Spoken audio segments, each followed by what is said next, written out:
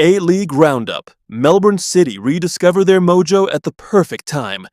Aurelio Vidmar's side have almost certainly locked up a finals place that was in jeopardy only 3 weeks ago. The numbers that matter. The big winners of round 24, Aurelio Vidmar and Melbourne City, have come good at the perfect time and now have 1 foot in the finals after losses for Wellington Phoenix and MacArthur FC helped them extend their gap from the chasing pack to 4 points with 2 rounds to play. They couldn't produce a clean sheet to save themselves across February-March, and the fatigue of juggling continental football with their ailing domestic campaign was costing them dearly. But the board's faith in Vidmar has paid off with a 5-game winless run, W4 D1, that includes 3 clean sheets, as many as they had produced in their prior 13 A-League matches.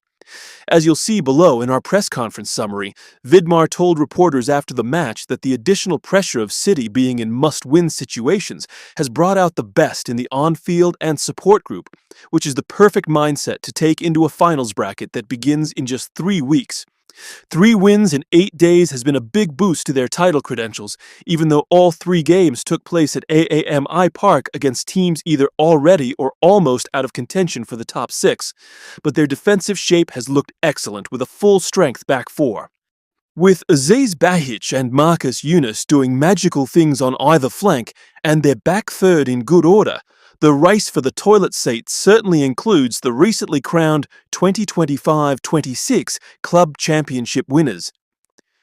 The big losers of round 24. It almost goes without saying that MacArthur FC and Wellington Phoenix share this unwanted title for this week now that their finals qualification hopes are out of their hands. Both managers Stejovski and Greenacre mentioned the dreaded mathematical chance, with the latter admitting that a team's chances are almost certainly done once it gets into that territory, particularly given that Melbourne City don't appear likely to lose to both Brisbane Roar away and Adelaide United home in their final 2 games.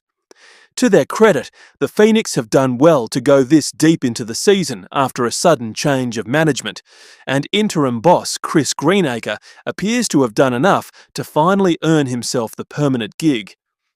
MacArthur were hopeful that the huge recruit of Socceroo Mitch Duke in January would have propelled them into the top 6, but the fact that Duke is the team's 3rd leading goal scorer after just 11 appearances is a damning indication of their lack of firepower elsewhere, particularly as his teammate Harry Sawyer was in Golden Boot contention earlier in the campaign.